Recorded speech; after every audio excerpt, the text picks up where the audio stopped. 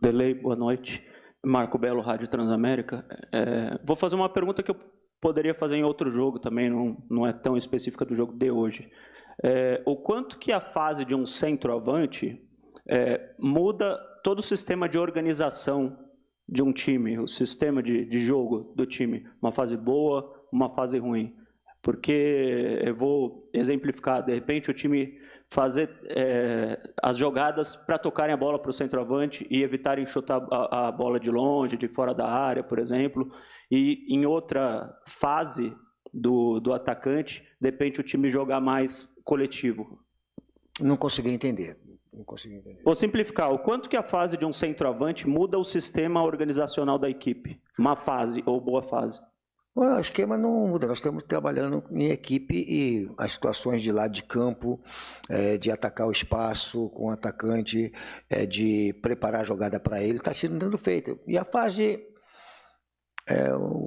passa, isso passa. Agora, se eu tirar ele de campo, como eu já falei algumas vezes, até tiro, é muito fácil. Se eu tiver, é muito fácil assim para resolver o problema. Tá bom, tá em uma fase e resolver o problema. Tem que deixar o cara jogar. E às vezes que eu entender que posso jogar sem um centroavante, já fiz isso com o Roger passando para dentro, fiz isso no jogo passado com o Renato sendo um centroavante falso, como algumas equipes jogam com um atacante, com um meia jogando de centroavante, fugindo um pouquinho da marcação.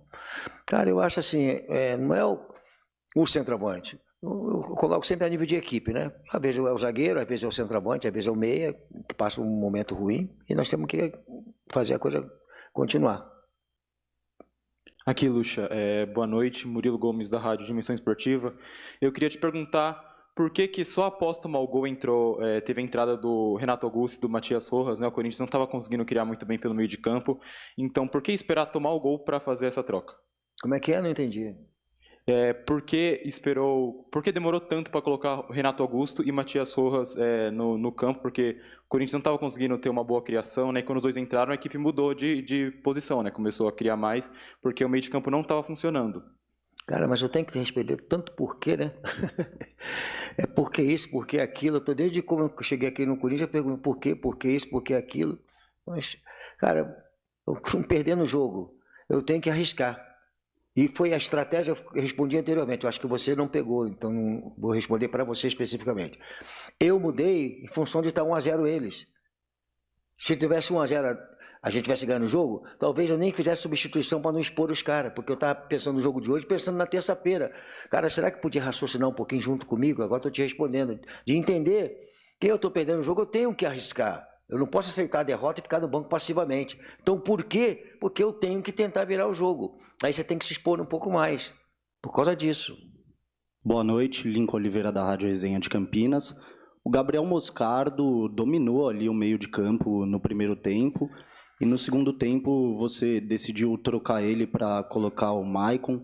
Queria saber qual foi o seu entendimento para tirar ali o Gabriel Moscardo e colocar o Maicon, apesar do Maicon ter entrado bem também e ter feito o gol. E também queria saber o que levou o Corinthians a entrar tão desligado no começo do segundo tempo. Assim, cara, eu falei uma vez aqui atrás, deu uma confusão danada, porque eu falei que vocês podiam analisar muito melhor, né, ou mais, aquilo que a gente faz. Não simplesmente por que você fez isso, por que você fez aquilo. Cara, tem tanta gente para poder analisar, né? Vou te falar o porquê que eu fiz isso aí. Você sabia que o Gabriel Moscardo está com 2 cartões? Não. Sabia que o Marco está com 2 cartões? Tá, todos os dois estão com 2 cartões, desculpa, todos os dois estão com 2 cartões. O que eu fiz? Botei o Gabriel, depois quando ele eu tirei ele para não deixar ele cansado, para arriscar tomar o segundo jogo, pensando na frente, o que está acontecendo na frente.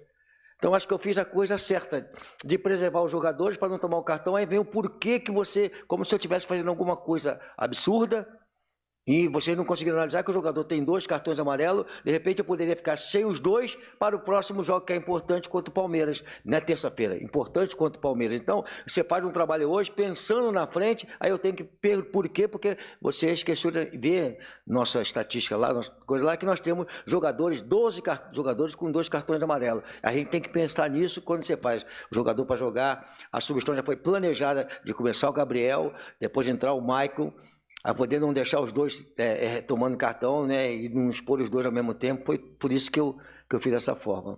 E aí, cara, o time não entrou ligado, depois tomou o gol, se ligou de novo. Aí faz parte do futebol.